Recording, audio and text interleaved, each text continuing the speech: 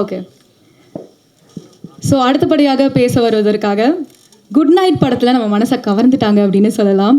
கடைசி விவசாயி, இப்போ தாய் கிழவியில் அவ்வளோ ஃபென்டாஸ்டிக்கான பர்ஃபார்மன்ஸ் கொடுத்துருந்த ரேச்சல் ரெபேக்கா அவர்களை பேச அழைக்கிறேன். கிணத்த காணும் படம் வந்து எனக்கு ரொம்ப முக்கியமான படம். ஆக்டிங் எக்ஸ்பீரியன்ஸ் தாண்டி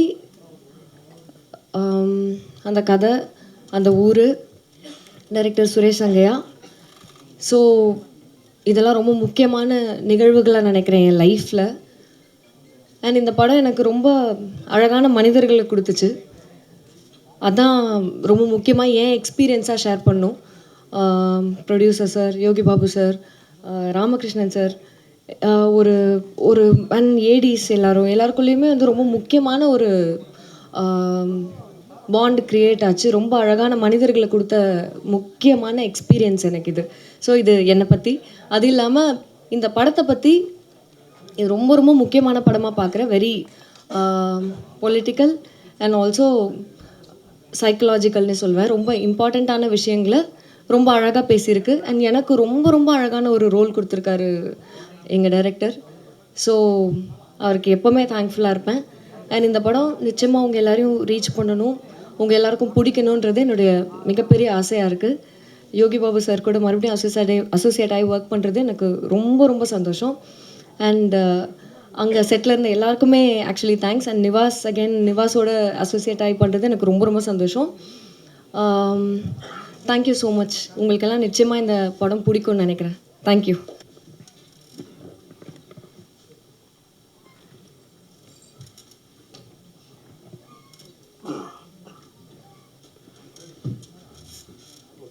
my small request, as a டைரக்டராக அவர் இன்னைக்கு இல்லை, அவருக்காக ஒரு நிமிஷம் எல்லோரும் எழுந்து நின்று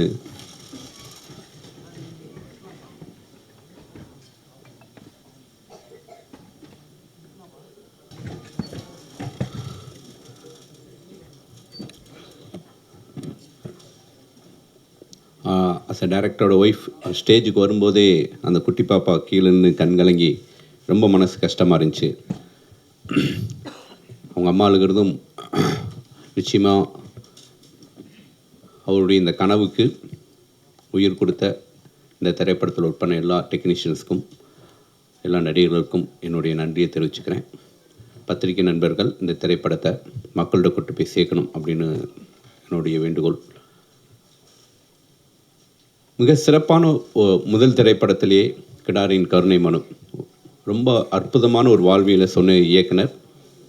இந்த திரைப்படம் கதை தெரியலைனாலும் இந்த திரைப்படத்துடைய ஒர்க் எல்லாரும் சொல்லும்போது நிச்சயமாக இந்த திரைப்படமும் ஒரு வாழ்வியல் சம்மந்தப்பட்ட அதுக்குள்ளே இருக்கக்கூடிய அரசியலை தெளிவாக சொல்லியிருப்பான்னு நான் நம்புகிறேன்.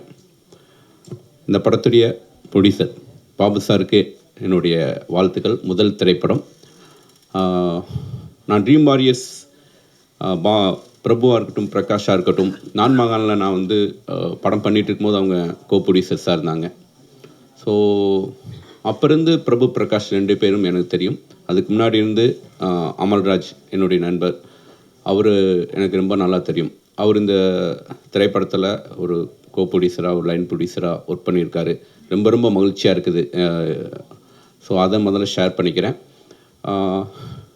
பிரபு, பிரகாஷ், பாபு சார் 3 பேர்கிட்டையும் மை அப்ளிகேஷன், நிச்சயமாக அமல்ராஜுக்கு ஒரு படம் கொடுக்கணும். ரொம்ப ரொம்ப மகிழ்ச்சி. இந்த திரைப்படம் மிகப்பெரிய வெற்றி அடையும். அதுக்கு தான் வர சொன்னேன், அப்படி சொல்லி பேப்பர் எழுதி கொடுத்தா அப்படி இல்லைங்க, அப்படிலாம் மேடையெல்லாம் பேசணுங்க, அப்போ தானுங்க ஏதாவது நடக்கும்.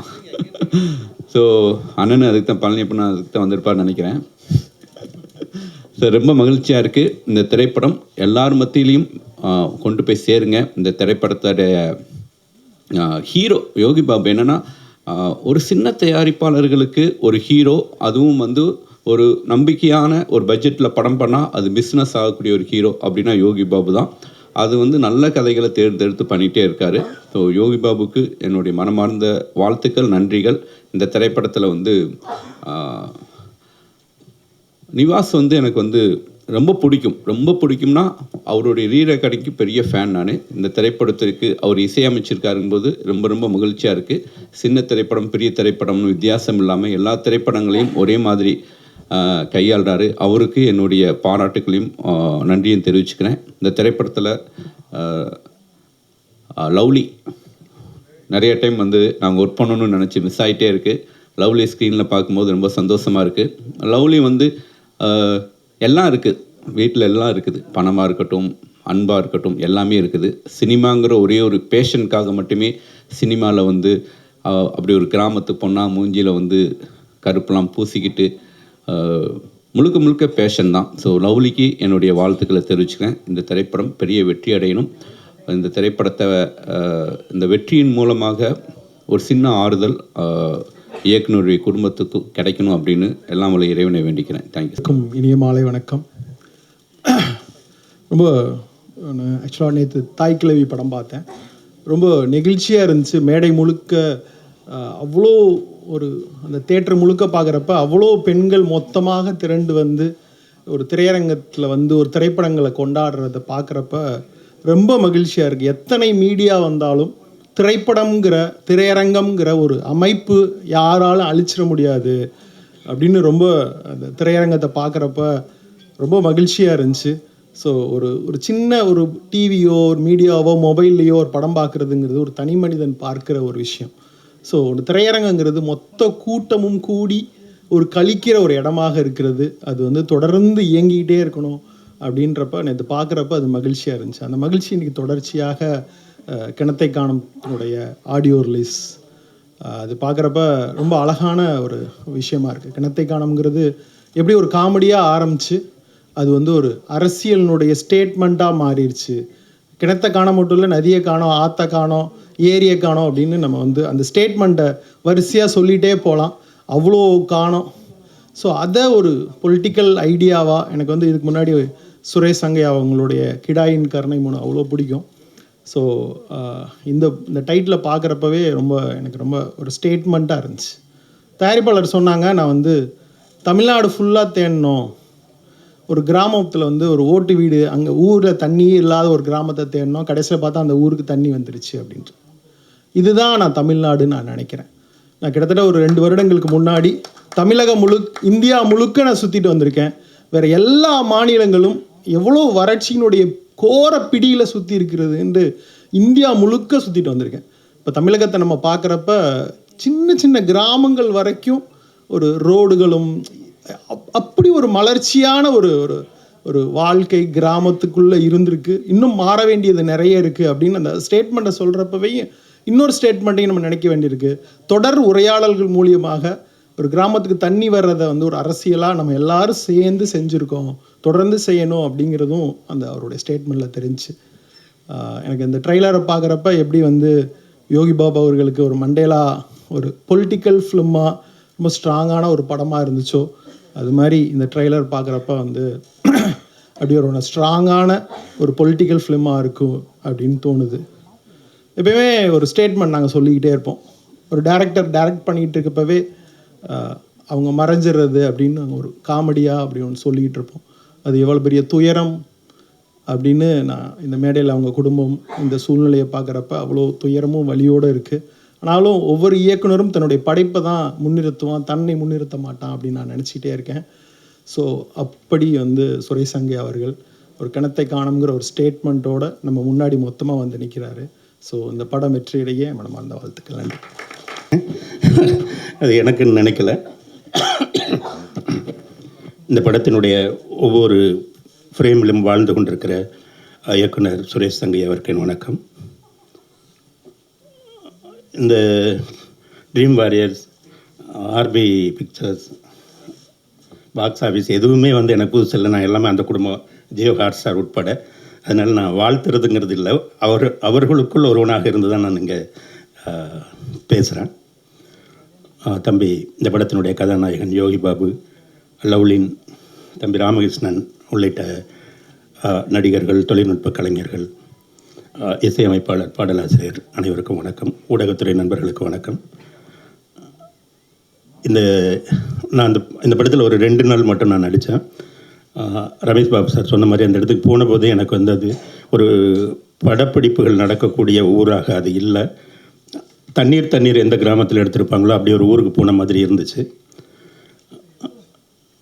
அதுபோல் இந்த படம் வந்து ஒரு பெரிய வெற்றி பெற வேண்டும் என்று நான் விரும்புகிறேன், வாழ்த்துகிறேன். எனக்கு ஏதாவது இன்னொரு 2-3 நிமிஷம் மிச்சம் இருக்குன்னா அந்த நிமிடங்களை நான் என் தலைவன் கருப்பழனியப்பனுக்கு கொடுத்து விட்டு நன்றி வருகிறேன். வணக்கம். இன்னும் ரொம்ப நேரமாக யோசிச்சுட்டு இருந்தேன் இந்த இடத்துல உட்காரும்போது. சுரேஷ் அங்கையாவை வந்து எனக்கு கிடாயின் கருணை மனு படம் முடிஞ்சதுக்கப்புறம் எனக்கு அவர்கிட்ட பேசணும்னு தோணுச்சு. தமிழ் சினிமாவில் வந்த மிகச்சிறந்த ஒரு பொலிட்டிக்கல் ஃபிலிம், ஒரு ஒரு ரூரல் காமெடி அப்படின்னு சொன்னால் நான் கிடாயின் கருணை மனுவை சொல்லுவேன். நான் ஏன் இந்த மேடையில் இதை தைரியமாக சொல்கிறேன்னா, நான் இதுக்கு முன்னாடி பல இடங்களில் என் நண்பர்கள்கிட்ட பல சூழலில் இந்த படம் வந்ததுலேருந்து தமிழ் வெளிவந்த மிகச்சிறந்த படங்களில் ஒரு படமாக அந்த படத்தை என்னுடைய ஃபேவரட் லிஸ்ட்டில் நான் எப்போவுமே என்னுடைய நண்பர்கள்கிட்ட சொல்லியிருக்கேன். அப்படி தான் எனக்கு சுரேஷ் அங்கையா முதல்ல பழக்கம். ஜார்ஜ் மரியம் சார் கூட வந்து இன்றைக்கி அவர் ஒரு மிகப்பெரிய நடிகராக இருக்கிறாரு. ஆனால் அந்த படம் ஆரம்பிக்கும் போது இன்றைக்கி இருக்கிற அளவுக்கு அவருக்கு பாப்புலாரிட்டி அன்றைக்கி இல்லை. பட் அந்த கதையில் வந்து நடிச்சிருந்த விதார்த் சாரும் சரி, இல்லை அவரும் சரி, ஒரு ஃபென்டாஸ்டிக் பெர்ஃபார்மன்ஸை கொடுத்துருந்தாங்க. அந்த படத்தை பார்த்துட்டு எனக்கு அந்த இயக்குனரை தேடி அவர்கிட்ட பேசணும்னு தோணுச்சு. அவரை தேடி அவரோட பேசி ஒரு குறுகிய காலம் நாங்கள் அவரோட டச்சில் இருந்தேன். அப்புறம் ஒரு வெல்லிங்டன் நாற்காலின்னு ஒரு படம் அவர் பண்ணுறதா இருந்தது. அது ஒரு ரொம்ப இன்ட்ரெஸ்டிங்கான ஒரு கதை. நானும் அந்த படம் எப்படியாவது திரைக்கு வர முடியுமான்னு என்னால் முடிஞ்ச அளவுக்கு ஒரு சிறு ஹெல்ப் நான் அதில் புஷ் பண்ண ட்ரை பண்ணோம். பட் அது கை கூடலை. இன்றைக்கி இருக்கக்கூடிய ஒரு பேச்சுக்கு சொல்லணும்னா, இப்போது தாய் கிழவி மாதிரி ஒரு படம் இன்றைக்கி வெற்றி பெறுவதற்கு ஒரு இயக்குனரால், ஒரு நிறுவனத்தால், மக்களால் அந்த இடத்தை நோக்கி போவதற்கு முன்னாடி அந்த பாதையை ஆரம்பித்தவர்கள் பல பேர் இருக்காங்க. அந்த பாதையில் சுரேஷ் அங்கையாவுக்கு ஒரு பகுதி இருக்குது, ஒரு இடம் இருக்குது அப்படின்னு நான் தீர்க்கமாக நம்புகிறேன். ஏன்னா வந்து ஒரு கிடாயின் கருணை மனு நீங்கள் இன்றைக்கி போய் பார்த்தாலும் சரி, நிச்சயமாக பாருங்கள். அன்றைக்கி அது ஒரு கார்ப்பரேட் நிறுவனம் அதை வெளியிட்டாங்க. அதை சரியாக வெளியிடலை, சரியாக அந்த படத்தை ப்ரொமோட் பண்ணலை, அதற்கு உரிய தியேட்டர்ஸ் அந்த படத்துக்கு கிடைக்கல. அந்த படத்துடைய அந்த கண்டென்ட் வந்து பல அவார்ட் ஃபங்க்ஷனில் போய் மிகப்பெரிய அங்கீகாரம் எல்லாம் அந்த படத்துக்கு கிடைச்சது. இருந்தும் சுரேஷ் அங்கையாவுக்கு கிடைக்க வேண்டிய போதுமான அங்கீகாரமும், அவரோட கதைகளுக்கு தேவைப்பட்ட நாயகர்களோ நாயகிகளோ இல்லை பட்ஜெட்டோ இந்த தமிழ் சினிமா அவரை கம்ஃபர்டபுளாக வச்சுக்கக்கூடிய சூழலிருந்தும் முடியாமல் அவர் ஒரு பெரிய போராட்டத்துக்கு அப்புறம் தான் சத்திய சோதனை பண்ணார். அதுக்கு மேலே அவர் பண்ண இந்த கிணத்த காணமும் ஒரு பெரிய போராட்டத்துக்கு அப்புறம் தான் நடந்தது. அதனால் சுரேஷ், உங்களுடைய படம் இன்றைக்கி இந்த அரங்கில் எல்லார் முன்னாடியும் வந்து திரையேறுது. உங்களுக்கு கொடுக்கக்கூடிய மரியாதையாக இந்த படத்தினுடைய வெற்றியும், இங்கே இருக்கக்கூடிய ஒவ்வொருத்தரும் இது வந்து ஒரு திரை ஆடியோ லான்ச்சில் ஒரு ரிலீஸ் நிகழ்வாக பார்க்காம ஒரு நல்ல படைப்பாளி, ஒரு நல்ல மனுஷன், தன்னுடைய கடைசி நொடி வரைக்கும் வந்து சினிமாவுடைய நேசித்து ஒரு அன்போட பழகிய கேடு ஒரு மனிதனுக்கு செலுத்தக்கூடிய மரியாதையாக நம்ம இதை பார்க்கணும். ஒரு மிஸ் பண்ண ஆப்பர்ச்சுனிட்டிக்கான ஒரு வேல்யூவை நம்ம இந்த இடத்துல கிரியேட் பண்ணி தரணும் அப்படின்னு சொல்லிட்டு உங்கள் இருக்கிற எல்லாருக்கிட்டையும் நான் சுரேஷ் சார்பாக கேட்டுக்கிறேன். Producer sir Ramesh Babu sir, அவர் எனக்கு கிட்டத்தட்ட ஒரு 8-9 வருஷமாக தெரியும். ரொம்ப குறைவான வார்த்தைகள் தான் பேசுவார். அவர் தயாரிக்கும் படங்கள், அவர் எந்த கதைகள் சார்ந்து இயங்குறாருன்னு பார்த்தா எல்லா கதையிலையுமே ஒரு நல்ல ரசனையும், ஒரு நல்ல ரூரல் ஃப்ளேவரும், ஒரு ஏர்தன் ஸ்டோரியும் ப்ரெசென்ட் பண்ணணும் அப்படிங்கிற ஒரு இன்டென்ட் வந்து நான் அவர்கிட்ட நான் பார்க்குறேன். சார் அதிகமாக பேச மாட்டார். அவர் காலையில் கூப்பிட்டதும், எனக்கு உண்மையிலே இன்றைக்கி சுரேஷோட படம் ரிலீஸ் ஆகுதுன்னு எனக்கு தெரியாது. பட் அவர் கூப்பிட்டதும் நான் முதல்ல எனக்கு நன்றி சொல்லிட்டது என்னென்னா, ஒருவேளை இந்த ஈவெண்ட்டுக்கு அவர் கூப்பிடாமல் போயிருந்தால், நான் வராமல் போயிருந்தா நான் அதை ரொம்ப மிஸ் பண்ணியிருப்பேன், ரொம்ப மிஸ் பண்ணியிருப்பேன். அதனால் என்னை கூப்பிட்டதுக்கு ரொம்ப நன்றி சார். யோகி பாபு சார், சுருக்கமாக தான் சொல்லணும். நீங்கள் ஒரு நல்ல உங்கள் நண்பர் ரமேஷ் திலக் எனக்கு நெருங்கிய நண்பர், நிறைய சொல்லியிருக்காரு. நீங்கள் காமெடியனாக நிறைய படங்கள் பண்ணுறீங்க, நிறைய சம்பாதிக்கணும், பெரிய பெரிய ஹீரோட ஒர்க் பண்ணுங்கள், தெலுங்கு தமிழ்லாம் போங்க, பிரச்சனை இல்லை. எங்களை மாதிரி தமிழ் சினிமா இயக்குநர்களுக்கு இங்கே ஹீரோக்கள் கிடைப்பதில்லை. அதனால் நீங்கள் ஹீரோவாக இன்னும் நிறைய படங்கள் பண்ணணும், நிறைய இயக்குநர்களுக்கு வாய்ப்பளிக்கணும், இன்னும் நிறைய மடோன் அஸ்வினும் சுரேஷ் அங்கையாவும் உருவாகணும். அதனால் நீங்கள் இந்த படம் பண்ணதுக்கு எங்களுக்கு நன்றி. ஏன்னா இந்த படம் அமையலைன்னா இன்றைக்காவது இந்த படம் வெளிவந்திருக்குமான்னு தெரியாது, சுரேஷோட கதை. அதனால் நன்றிங்கய்யா, நிறைய படம் உங்களுக்கு பண்ணுங்க. நான் ஒரு நாள் கூத்துக்கு முதல்ல கதை சொன்ன music director Nivas K Prasanna. அவருக்கு ஞாபகம் இருக்குமான்னு தெரியல, இஸ்பஹானி சென்டரில் ஒரு சிசிடியில் கதை சொன்னேன். I think he came in a white Polo car, if I'm not wrong. எனக்கு நிவாஸோட மியூசிக் ரொம்ப பிடிக்கும். Thegidi one of my favourite album. Bison ஒரு ஃபென்டாஸ்டிக் ஆல்பம். இன்றைக்கி நம்ம நிறைய பேர் வந்து இசை பண்ண வந்துட்டாங்க தமிழ் சினிமாவில். அதில் ப்ராப்பரான கம்போசர்ஸ் அப்படின்னு பார்த்தீங்கன்னா ரொம்ப குறைவான ஆட்கள் தான் இருக்காங்க. அதில் நிவாஸ் வந்து ஒரு மிகவும் திறமையான, இந்த தமிழ் சினிமா மறந்து மீண்டும் நிவாஸுக்கு உரிய அங்கீகாரையும் இடத்தையும் கொடுக்கும்போது எனக்கு பார்க்க ரொம்ப சந்தோஷமாக இருக்குது. அதை நிவாஸை பார்க்கும்போது ஒரு வாட்டி சொல்லியிருக்கேன், சீக்கிரம் ஏதாவது பண்ணணும், நிவாஸோட ஒர்க் பண்ணணும்னு எனக்கு ரொம்ப ஆசை. அதனால் அது நடக்கும் அப்படின்னு நான் நம்புகிறேன். லவ்லின் வந்து எனக்கு விஜய் மேமுடைய டாட்டராக தான் தெரியும். அப்புறம் நான் அவங்களோட இன்ஸ்டாகிராம் ப்ரொஃபைல் பார்க்குறேன். லவ்லின் நடித்து நான் அயலி பார்த்துருக்கேன். இன்னும் நிறைய விஷயங்கள் நான் பார்க்கல. லவ்லின் வந்து ஒரு ஃபென்டாஸ்டிக்கான டேலண்ட். அவங்கக்கிட்ட வந்து கேமராவையும் ஸ்க்ரீன் ஸ்பேஸையும் ஹேண்டில் பண்ணுறதுக்கான ஒரு நல்ல பக்குவம் இருக்குது. More then her as an actor, but அவங்க ஒரு பர்சனாக, அவங்க அம்மா விஜய் மேம் கூட டிஎன்எல்ல ஒர்க் பண்ணியிருக்காங்க, நிறைய சொல்லியிருக்காங்க, பல விஷயங்கள் சொல்லியிருக்காங்க. ஸோ உங்களுடைய மனசுக்காகவும் உங்களுடைய அந்த குணத்துக்காகவும் உங்களுடைய உயரம் இன்னும் பல மடங்கு கூறும். அதுக்குடைய ஆரம்ப பகுதியை தான் நான் பார்க்குறேன். we've talked about it a lot. So டெஃபினட்டாக வந்து இன்னும் நிறைய உயரம் லவ்லின் அடைவாங்க. தமிழ் சினிமாவில் கண்கள் அழகான நடிகைகள் அப்படின்னு சொல்லி ஒரு லிஸ்ட்டு தான், சின்ன லிஸ்ட்டு தான் இருக்குது. அந்த லிஸ்ட்டில் வந்து லவ்லினுக்கு ஒரு முக்கியமான இடம் இருக்குது அப்படின்னு நான் நினைக்கிறேன். ஸோ உங்களுடைய இந்த படத்துக்கு வாழ்த்துக்கள். ஒரு சினிமா வெளியில் வர்றதுக்கு முன்னாடி இன்றைக்கி இயக்குநர்களோட சூழல் எப்படி இருக்குன்னா, ஒரு நல்ல கடலில் பயங்கரமான கடல் கொந்தளிப்பு இருக்கும்போது ஒரு படகையோ இல்லை ஒரு மரக்கட்டையோ இல்லை ஒரு பாட்டிலையோ போட்டிங்கன்னா அந்த பாட்டிலோ அந்த மரக்கட்டையோ எப்படி அலங்கோலப்படும் என்பதற்கு இன்றைக்கி இருக்கக்கூடிய தமிழ் சினிமா சூழலும் அதில் ஒரு இயக்குனருடைய போராட்டமும் அப்படி தான் எனக்கு பார்க்க தோணுது. அந்த பொருள் ஏதாவது ஒரு இடத்துல வந்து கரை சேரும்போது அதை கரை ஏற்றுறதுக்கோ இல்லை அதை எடுத்து ஒரு பொருளாக பயன்படுத்துறதுக்கோ இல்லை அந்த பொருளை எடுத்து இது இருக்குது அப்படின்னு வந்து உலகத்துக்கு சொல்கிறதுக்கோ நிறைய கைகள் தேவைப்படுது. அது டிஸ்ட்ரிபியூட்டராக இருக்கலாம், ப்ரொடியூசராக இருக்கலாம், இல்லை இன்றைக்கி கெஸ்ட்டுக்கு வந்திருக்காங்களே, இந்த மாதிரி ஒரு ஃபங்க்ஷன் நடத்துறது, இந்த ஃபங்க்ஷனுக்கு ஒரு 5 பேரை கூப்பிடணும், ஒரு 6 பேரை கூப்பிடணும் அப்படின்னா எல்லாமே சினிமாவில் ஒரு படிப்படியான போராட்டம் தான். பல இடங்களில் வந்து ஆதரவும் அரவணைப்பும் சப்போர்ட்டும் தேவைப்படுது. அப்படி இருக்கும்போது ஒருத்தருடைய படம் அவர் இன்னைக்கு இல்லை, அவருடைய குடும்பத்தின் முன்னாடி இத்தனை பேர் வந்து நம்ம கூடியிருக்கிறோம், அவருக்கான உரிய மரியாதையை நம்ம செலுத்துகிறோம். இன்னும் வந்து இந்த படம் பெரிய வெற்றியும் ஒரு பெரிய ரீச்சையும் வெளியில் போய் சுரேஷ் அங்கையாவுடைய முந்தைய படங்களை தேடி நிறைய பேர் பார்க்கணும் அப்படிங்கிற எண்ணம் நம்ம எல்லார்கிட்டையுமே இருக்குது. ஸோ இப்படிப்பட்ட ஒரு நிகழ்வை ஒரு டைரக்டர் இல்லை தானே, அதை நம்ம வந்து எப்படின்னா பண்ணால் என்ன, அந்த படம் ரிலீஸ் பண்ணால் என்ன, தான் ஓடிடி வித்துட்டோமே அப்படின்லாம் இல்லாமல் அதை சரியாக மேடைக்கு கொண்டு வந்து அதை ஆடியன்ஸ் கிட்ட போய் சேர்க்கணும்னு நினச்ச இந்த மேடையில் இருக்கக்கூடிய எல்லாருக்கும் என்னுடைய நன்றி. இதுக்கு மேலே என்னுடைய பேச்சு நீட்டிக்க விரும்பல. முடிஞ்ச அளவுக்கு நீங்கள் இந்த படத்தை கொண்டு போய் ஆடியன்ஸ்ட்டு சேருங்க. படம் நல்லா இருக்குது நல்லா இல்லைங்கிறத தாண்டி இப்படி ஒரு படம் நிச்சயம் வருதுங்கிறத நீங்கள் ஆடியன்ஸ்ட்டு கொண்டு போனால் போதும். அவங்க பார்க்கணுமா வேணாமான்னு முடிவு பண்ணுவாங்க. ட்ரெய்லர் பார்த்தேன், ரொம்ப நல்லா இருக்குது, படம் பார்க்க நான் ரொம்ப ஆர்வமாக இருக்கேன். நன்றி. நிறைய குறைச்சிட்டு கருவளை ரிப்பன் சார் கொடுக்கணும், அவரோட பெரிய ரசிகர் தான். நினைத்ததெல்லாம் முந்தனுக்கு நிஜமாக முடியுமாப்பா அப்படின்னு ஐயா வைகுண்டர் ஒரு வார்த்தை சொல்லுவார். அப்படி நினச்சதெல்லாம் நம்மளுக்கு முடியணும்னா நான் வந்து நிவாஸ் கே பிரசன்னா தலைவருக்கு தான் பெரிய நன்றி சொல்லணும். அவருடைய மியூசிக்கில் பாட்டு எழுதணும்னு நான் நினச்சிக்கிட்டே இருந்தேன். அதை சாத்தியப்படுத்தினது அவர் தான். தாய்க்கிழவியில் ஒரு பெரிய அடையாளம் கொடுத்துட்டாரு, 2 பாட்டு கொடுத்து. ரொம்ப நன்றி நிவாஸ் சார், ரொம்ப நன்றி. மோகன்ராஜன் பாடலாசிரியர் அடிக்கடி சொல்லுவாப்பில், சீக்கிரம் வெளியில் வாயா அப்படின்ட்டு. இப்போ தான் தலைவர் கண்ணில் பட்டிருக்கேன். நம்ம அப்படியே ஒன்று ஒன்றா நடந்துருன்னு நினைக்கிறேன். அந்த படத்தோடைய கதையை பற்றி எனக்கு தெரியும். ஆறுபாலா நடிகர் அவர் சொல்லியிருந்தார் அந்த கதையை பற்றி ஃபுல்லாக. அப்புறம் நிவாஸ் சாரும் கதையை எக்ஸ்பிளைன் பண்ணும்போது அவ்வளோ அழகாக இருந்துச்சு. ஐயோ பார்க்கணுமே அப்படின்ற மாதிரி இருந்துச்சு. அதாவது மிஸ்கின் சார் ஒரு முறை சொல்லியிருந்தார், அதாவது கலைஞனுக்கு அழிவே கிடையாது அப்படின்ட்டு. சுரேஷ் சந்திரா சார் இன்றைக்கி நம்மளுக்கு சுரேஷ் சங்கையா சார் வந்து உருவமாக இல்லாட்டாலும் நிச்சயமாக அவருடைய ஆன்மா அங்கே தான் சுற்றிக்கிட்டே இருக்கும். அவருடைய படைப்புக்கு எந்நாளும் அழிவே கிடையாது என்பதில் மாற்று கருத்தை இல்லை. இப்படி ஒரு முக்கியமான ஒரு படத்தில் ஒரு நல்ல பங்காற்றிருக்கேன் அப்படின்றது வந்து ரொம்ப ரொம்ப சந்தோஷமாக இருக்குது. யோகி பாபு அண்ணனுடைய ஒரு படத்தில் ஈபியாக இருந்தேன். இப்போ இந்த படத்துக்கு நான் பாடலாசிரியராக இருக்குது, ரொம்ப மகிழ்ச்சியாக இருக்குது. யோகி பாபு அண்ணனுடைய வளர்ச்சியும் வெற்றியும் வந்து என்னை மாதிரி எளிய பிள்ளைகளுக்கு ஒரு பெரிய நம்பிக்கை. அதனால் அண்ணன் பெருசாக ஜெயிக்க ரொம்ப சந்தோஷமாகவே இருக்கும். ரொம்ப நன்றிண்ணே. அப்புறம் தயாரிப்பாளர் சார் உள்பட அனைவருக்கும் அன்பும் நன்றியும். நிச்சயமாக இந்த படம், அதாவது மீடியா வந்து சின்ன படத்தை கொண்டாடுவாங்க, நல்ல படத்தை கண்டிப்பாக கொண்டாடுவாங்க என்பதுக்கு நிறைய படங்கள் சாட்சியாக இருக்குது. இப்போ சமீபத்தில் உள்ள தாய்க்கிழவியும் சாட்சின்னு நிறைய சாட்சி இருக்குது. அந்த சாட்சியில் ஒரு முக்கியமான சாட்சியாக இந்த கிணத்தை காணவிருக்கும் சகோதரி ரேச்சல் அவர்களுக்கு நன்றி. உங்கள்கிட்ட கொஞ்சம் பேசணும், டைம் கொடுங்க. ரேச்சல் அவர்கள் முதற்கொண்டு அனைவருக்கும் அன்பும் நன்றியும். நன்றி, வணக்கம். என்னோட இது ஒரு 6வது படமா 7வது படமான்னு தெரில. நிறைய அவரோட நான் பாடல் பணிபுரிஞ்சதில் ரொம்ப ஹாப்பி. சாரி. இந்த ஸ்டேஜுக்கு வந்ததுக்கப்புறம் என்னோடய கிளாஸ்மேட்டு வந்து ஜெகன் லைலாவில் வந்து மீடியா ஆர்ட்ஸ் நாங்கள் பண்ணோம்.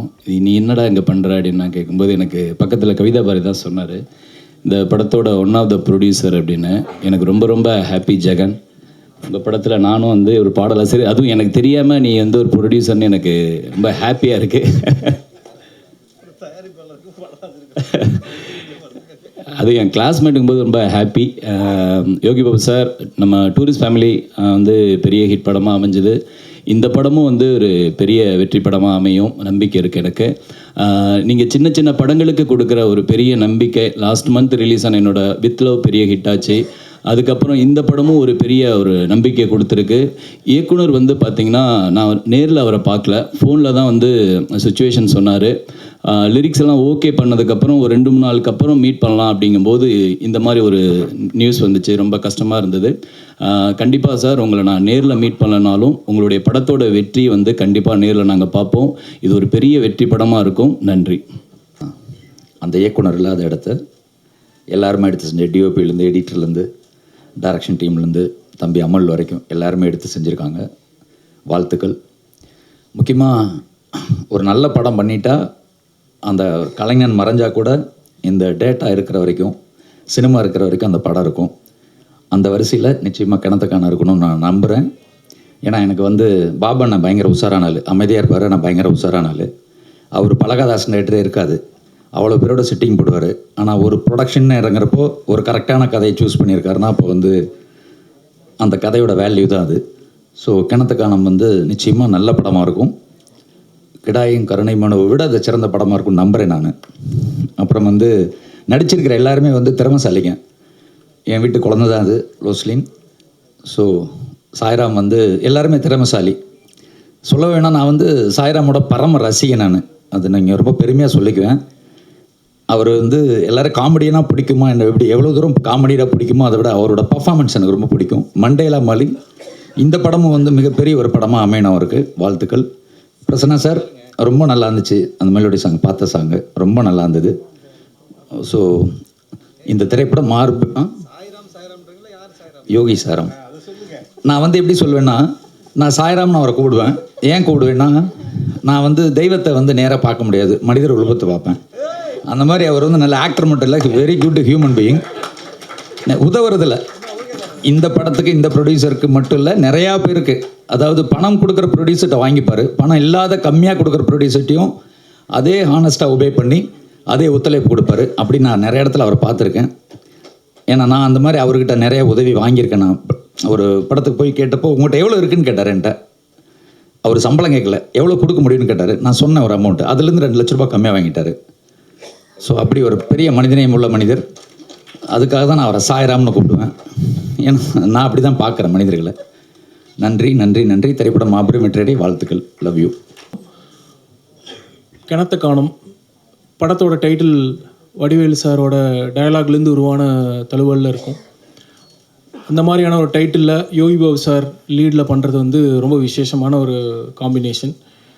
இதனோட ஜானரே வந்து வெரி இன்ட்ரெஸ்டிங், காமெடி ட்ராமா. இன்றைக்கி ஊர் சார்ந்த திரைப்படங்களுக்கு முன்னுரிமை கொடுத்து இன்றைக்கி மக்கள் பெருந்திரளாக வந்து பார்த்துட்ருக்காங்க. தாய்க்கிழவி முதல் கொண்டு, தாய்க்கிழவி அபாரமான ஒரு பிளாக் பஸ்டர் ரன்னில் இருக்குது. கிட்டத்தட்ட அந்த ஒரு கட்டமைப்பு, அதனுடைய ஊர் சாயலில் உருவான திரைப்படம் தான் கிணத்த காணும். முதல்ல இதனுடைய producers RP Talkies Ramesh Babu அண்ணா,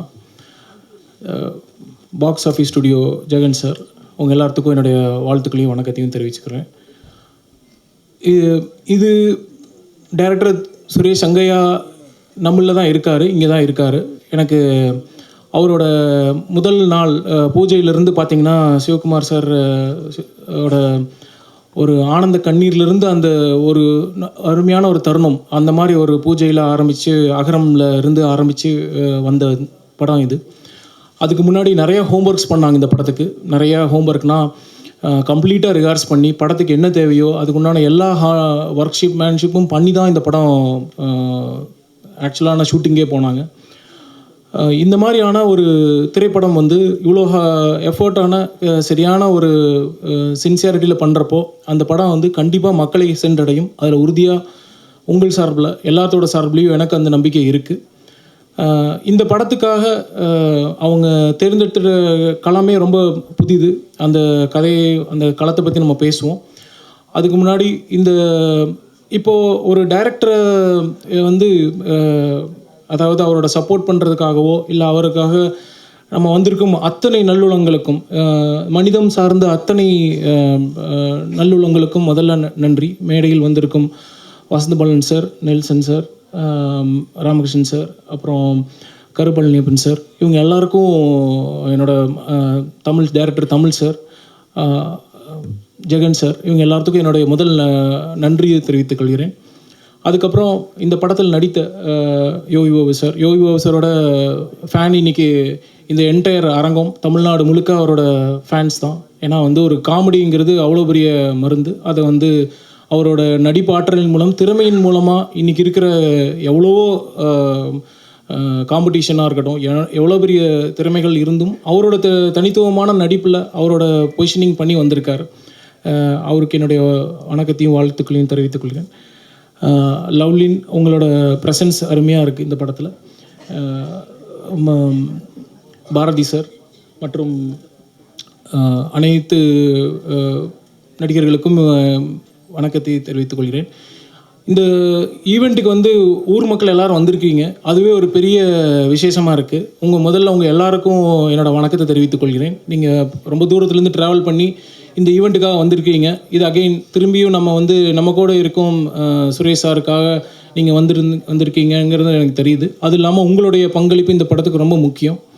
இந்த திரைப்படத்தின் கதைக்களத்தை பற்றி நான் சொல்லணும்னு நினைக்கிறேன். இன்றைக்கி முக்கியமாக நடந்துட்டு இருக்கிற மிடில் ஈஸ்டில் நடக்கிற வார் பார்த்திங்கன்னா, கண்ட்ரிக்கு கண்ட்ரி சண்டை நடக்குது. இந்த சண்டைக்கும் இந்த கதைக்கும் என்ன சம்மந்தம்னு பார்த்திங்கன்னா, இதனோட மையக்கரு இங்கே தான் இருக்குது. இப்போ தனி மனிதர் சண்டை அப்படின்னு சொல்லி பார்க்குறப்போ என்ன ஆகுனா, தனி மனிதர் அவங்கவுங்களுக்குள்ள ஆர்கியூமெண்ட் பண்ணிப்பாங்க, அவங்க சண்டை பண்ணிப்பாங்க, அவங்களுக்குள்ள சுமூகமான ஒரு தீர்வை நோக்கி போவாங்க. அதே ஒரு மிகைப்படுத்தலான ஒரு சினாரியோவில் மக்களுக்கு எல்லாத்துக்கும் சேர்ந்து ஒரு ப்ராப்ளம் வரப்போ ஒரு ஊரோ அல்லது ஒரு நாடோ சேர்ந்து தான் அதுக்கு ப்ரொடெக்ஷன் கொடுக்கணும். அந்த மாதிரியான இந்த ஊருக்கு ஒரு காமனான ஒரு ப்ராப்ளம், அந்த ப்ராப்ளம்க்கு என்ன சொல்யூஷன் அப்படிங்கிறது தான் இந்த திரைப்படம். இந்த திரைப்படத்தை இவங்க கையாண்டிருக்கிற முறை ரொம்ப முக்கியம். ஏன்னா டைரக்டர்ஸ் தான் இன்றைக்கி மக்களுடைய பிரதிபலிப்பாகவும் இருக்காங்க, மக்களுக்கு என்ன கருத்து சொல்லணும்னு நினைக்கிறாங்களோ அவங்களோட பிரதிபலிப்பாக இருக்காங்க. அதில் சுரேஷ் அங்கையா எடுத்துக்கொண்ட ஒரு ஜானர் காமெடி ட்ராமா. ஸோ இது ஒரு ரொம்ப வித்தியாசமான ட்ரீட்மெண்ட், ஆனால் ரொம்ப உண்மையான ட்ரீட்மெண்ட். நீங்கள் ட்ரெய்லரில் பார்த்துருக்கிற காட்சிகள் எல்லாமே பார்த்திங்கன்னா தத்ரூபமாக நடந்த காட்சிகள். இப்போது இந்த மாதிரியான ஒரு பேக்கிங்கில் RP Talkies, then Box Office Studio, Hotstar, இந்த மாதிரியான ஒரு இவ்வளோ பெரிய பேக்கிங்கில் வரப்போ சுரேஷ் அங்கையா சார் ஈஸியாக ஒரு பெரிய பொருட்செலவுலையோ இல்லை ஒரு வேற ஒரு கதை களத்தை நோக்கியோ போயிருக்கலாம். ஆனால் அதை அவர் பண்ணலை. அவருக்கு தெரிஞ்ச சினிமா, உண்மையான சினிமா எங்கே இருக்குது அப்படிங்கிறதுனுடைய கருவில் தான் அவர் இருந்தார். அந்த ஊரில் இருக்கிற ஒரு முக்கியமான ஒரு ப்ராப்ளம், அந்த ப்ராப்ளத்தை எப்படி சொல்லலாம், அந்த ப்ராப்ளம் எப்படி எடுத்துகிட்டு போனாங்க, அதுக்கு உண்டான தீர்வு என்ன அப்படிங்கிறது தான். இப்போ இந்த மாதிரியான ஒரு சுச்சுவேஷனை அவங்க இப்படி சுமூகமாக தீர்த்துக்க முடியும், ரொம்ப காமெடியாகவும் ஜாவியலாகவும் எடுத்துக்க முடியும் அப்படிங்கிறது தான் இந்த திரைப்படம். இந்த திரைப்படம் கண்டிப்பாக மக்களை சென்றடையும், உறுதியாக இதுக்குண்டான அங்கீகாரம் கிடைக்கும். வாழ்த்து வந்திருக்கும் அனைத்து நல்லுள்ளங்களுக்கும் என்னுடைய மனமார்ந்த நன்றிகள். ப்ரெசன்ட் மீடியா, நீங்கள் எங்களுக்கு கண்டினியூஸாக சப்போர்ட் பண்ணிகிட்ருக்கீங்க. இந்த படத்தை நீங்கள் கண்டிப்பாக அங்கீகரிப்பீங்க, கண்டிப்பாக உங்களோட சப்போர்ட் இருக்கும்னு நான் நம்புகிறேன். வாய்ப்பளித்தமைக்கு நன்றி, வணக்கம். எல்லா ப்ரெசன்ட் மீடியாவுக்கு வணக்கம். ஃபர்ஸ்ட்லி நான் ரொம்ப சாரி ஃபார் பீயிங் லேட். நான் 4 மணிக்கே ரெடி ஆகிட்டேன், ஆனால் அம்மா தான் இன்றைக்கி லேட் பண்ணாங்க. ஆனால் அம்மாவோட ப்ரெஸ் மீட்னா 6 PM 5 PM இருப்பாங்க அங்கே. ஸோ ஓகே, கிணத்து காணும். ஃபர்ஸ்ட்லி இது ரொம்ப ஸ்பெஷலான படம் எனக்கு. இது அயலிக்கு அப்புறம் இந்த வாய்ப்பு கிடச்சிச்சு. அண்ட் சுரேஷ் அங்கையா சார் இன்னைக்கு ரொம்ப எமோஷனாக இருக்கேன். ஏன்னா firstly to C his wife and his daughter ரொம்ப ஃபீல் பண்ணுறேன். ஏன்னா it was his dream project and sir நிறையா ஹார்ட் ஒர்க் பண்ணாங்க. And even in his time of his illness he was still working really hard. And firstly, Ramesh sir and Jagan sir, thank you for being such an amazing producer. Hotstar for backing up, Box Office Studio for backing such a good content film. Yogi Babu sir, You are a wonderful co-star to me. நீங்கள் ரொம்ப humble, grounded on a star and என்ன மாதிரி aspiring actorsக்கு ஒரு true inspiration. Nivas, I saw the movie and what beautiful background music and song. And congratulations for Bison and Thai Kalavi and wishing you all the success. A character ஒரு ரொம்ப simple, bubblyயான character. And Suresh Sangha sir first narrate பண்ணும்போது சொன்னாங்க you have to know how to ride the bike. நான் சும்மா ஆமா sir I know how to ride the bike சொன்னேன். ஏன்னா if I said no I would lose the role. So a bike trainers Sam and Pavanku I would definitely thank. 24 hours அவங்க செட்ல இருந்தாங்க to teach me how to ride the bullet. Rachel, I didn't get to work with you, but I hope I get to work with you soon. To the entire cast and crew, thank you for all your support. Vasanta Bala sir, Susindran sir, Nelson sir. I was supposed to work with all three of you and it didn't work, and I hope I get to work with you all soon. Thank you, Nandri. If I forgot anybody's name, I'm so sorry, but thank you. கிணத்த காணும் படத்தின் அறிமுக விழாவிற்கு கலந்து கொள்ள வந்திருக்கும் பத்திரிகையாளர்களும் நண்பர்களையும் வணங்கி மகிழ்கிறேன். இயக்குனர் நெல்சன் சொன்னது போல் ஒவ்வொருத்தரையும் தனிப்பட்ட விதத்தில் தனக்கு தெரியுங்கிற சொல்லியிருந்தார் இல்லையா, அப்படி இந்த படத்தில் தொடர்புடைய எவரையும் தனிப்பட்ட விதத்தில் எந்த வகையிலையும் அறியாத வேணாம். எனக்கு தயாரிப்பாளர் ரமேஷ் பாபு அவர்களை எனக்கு 8 வருஷமாக தெரியும், 10 வருஷமாக தெரியும், 12 வருஷமாக தெரியும், எல்லாரும் சொல்லியிருந்தாங்க. எனக்கு நேத்தான் தெரியும். ஆனால் என்னென்னா அந்த ரமேஷ் பாபுவை பற்றி தொடர்ந்து நான் கேட்டுகிட்டு இருந்திருக்கேன்.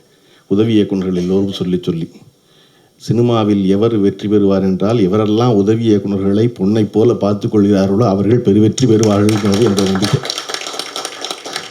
தன் படத்தில் இருக்க உதவி இயக்குநர்கள் இல்லை, பொதுவாகவே உதவி தன் படத்தில் வேலை செய்கிற ஆளை நல்லா பார்த்துக்கிறதே அதிகம்.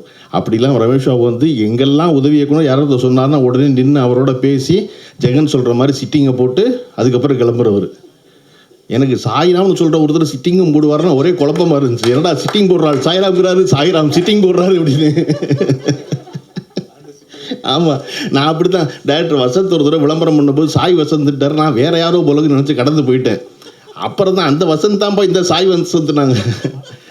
அந்த மாதிரி இப்படி உதவி இயக்குனரோட பெரும் நட்பு கொண்டிருப்பு தயாரிப்பாளர் என்பதை விடவும் இன்றைக்கி ஒரு இயக்குனர் இல்லாத பொழுது அவர் படத்தை அவரின் பெயரை சொல்லி அவரை கொண்டாடி அவரை பாராட்டி பேசுகிற ஒரு தயாரிப்பாளர் அரிதுன்னு அரிது. அதற்காக ரமேஷ் பெரு வெற்றி பெறணும். ஏன்னா எல்லா படமும் ஆரம்பிக்கும் போது இயக்குனரும் நடிகரும் போல உலகத்தில் சிறந்த நண்பர்கள் இருப்பதே இல்லை. படம் முடியும் போது அவர்கள் இதுவரை போல மிகச்சிறந்த எதிரிகள் இருப்பதே இல்லை தமிழ் சினிமாவில். அப்படி இருக்கும்போது படம் முடிந்த பிறகும் அந்த இயக்குனரை கொண்டாடி கொண்டிருக்கிற அவருடைய இல்லாமையில் அந்த இயக்குனரை கொண்டாடி கொண்டிருக்க ஒரு தயாரிப்பாளர் போற்றத்தக்கவர்.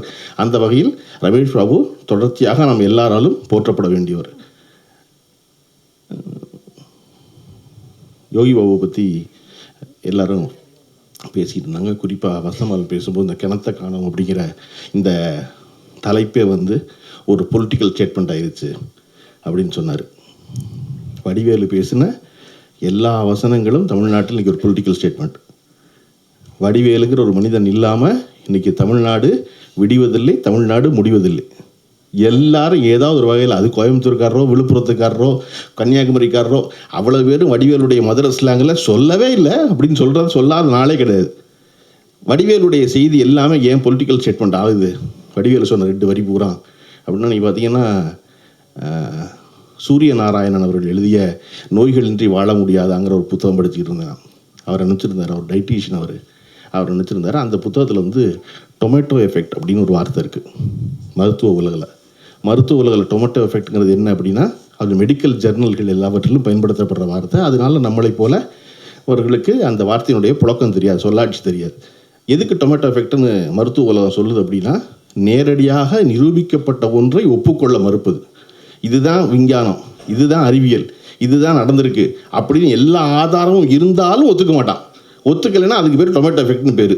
அது 86 அமெரிக்காவில் முழுமையாக தக்காளியால் தான் எல்லா நோயும் பரவுதுன்னு வட அமெரிக்கா நம்புச்சு. இல்லைன்னு மருத்துவ ரீதியாக நிரூபித்த பிறகும் வட அமெரிக்காவில் இல்லை தக்காளி தான் காரணம்னு நான் நம்பிக்கிட்டே இருந்தேன். அதனால அதுக்கு பேர் டொமேட்டோ எஃபெக்ட். உறுதியாக நடக்கும் ஒன்று, உறுதியாக இருக்கும் ஒன்று, உறுதியான அறிவியல் ஒன்று, அதை ஒப்புக்கொள்ளாததுக்கு பேர் டொமேட்டோ எஃபெக்ட். அது எனக்கு இன்றைக்கி தெரியுது ஒரு டைட்டிஷியன் புத்தகம் படிக்கும்போது. ஆனால் வடிவேலுக்கு எப்போ தெரிஞ்சிருக்கு அப்படின்னா, எனக்கு வந்தால் ரத்தம், உனக்கு வந்தால் தக்காளி சட்னியாங்கிறது இருக்கு இல்லையா, அதுதான் டொமேட்டோ எஃபெக்ட். என்னடா நேரடியாக ரத்தம் வருது தக்காளி சட்னியாங்கிற அப்படிங்கிறது வந்து டொமேட்டோ எஃபெக்ட். நேரடியாக ரத்தம் இருக்குது ஆனால் நீ தக்காளி சட்னிம்பியா அப்படின்னு. அப்போ ஒரு நகைச்சுவை நடிகன் என்பவன் சொல்லுகின்ற ஒரு வார்த்தை ஒரு அரசியல் செய்தியாக மாற முடியும் அப்படின்னா, நகைச்சுவை நடிகர்களை தமிழ்நாடு அவ்வளவு சிறந்தவர்களை வைத்திருந்திருக்கிறது. அந்த வரிசையில் இன்னைக்கு யோகிபாவும் இடம்பெறணும் தான் எல்லாரும் வாழ்த்துறோம். ஆனால் நிவாஸ் பிரசன்னாவும் யோகி பாபுவும் எல்லாவற்றையும் அவர்களுடைய வாழ்நாளில் அறிந்து கொள்ள முடியாது. என் வாழ்நாள் அறிஞ்சிக்கிறோம் எல்லாத்தையும். எவன் ஒருத்தர் இருந்திருக்கான், யாரோ ஒருத்தர் நடத்தியிருக்கான், அவன் சொன்னதை தான் தெரிஞ்சுக்கிறோம் இல்லையா. சினிமாவில் எப்பொழுதும் என்ன செய்யக்கூடாது அப்படின்னா, அட்வைஸ் மட்டும் பண்ணக்கூடாது. ஏன்னா யார் அட்வைஸையும் யாரும் கேட்க மாட்டான். கேட்பாங்களா யாராவது? ஏன் சினிமாவில் கேட்க மாட்டாங்க? ஏன் கேட்க மாட்டாங்கன்னா, ஏற்கனவே வீட்டில் சொல்ல கேட்காம தான் இங்கே வந்திருக்கோம் இல்லையா. சினிமாவுக்கு யாரெல்லாம் வந்தா, யாரெல்லாம் வீட்டில் சொல்கிறது கேட்கலையோ, யாரெல்லாம் வாத்தியார் சொல்கிற கேட்கலையோ, ஆசிரியர் சொன்ன கேட்கலையோ, பள்ளிக்கூடத்தில் சொன்ன கேட்கலையோ, அவர்கள் எல்லாம் சினிமா கிளம்பி வந்திருக்கோம். இங்கே வந்து எப்படி இன்னொருத்தர் சொல்கிற கேட்போம்? கேட்க மாட்டோம். அதெல்லாம் எனக்கு தெரியும்போம். அப்போ இங்கே என்ன செய்யணும்? பகிர்ந்துக்கணும் எல்லாத்தையும். எனக்கு தெரிந்த வந்து இன்னொருத்தருக்கு சொல்லணும், இன்னொரு தெரிஞ்ச உடனே எனக்கு சொல்லணும். நம்ம கவுண்டமணி இன்றைக்கி வரை ஏன் கொண்டாடுறோம் இல்லையா. ஏன் கொண்டாடுறோம் அப்படின்னா, கவுண்டமணி வி. சேகர் அவர்களுக்கு 5 லட்ச ரூபாய்க்கு சம்பளத்தில் படம் பண்ணுவார். படம் பண்ணும் பொழுது கூடவே வந்து ஒரு பெரிய ஹீரோடைய படம் கேட்பாங்க. கேட்கும்போது கவுண்டமணி எந்த கவலையும் இல்லாமல் 25 லட்ச ரூபா சம்பளம் சொல்லுவார்.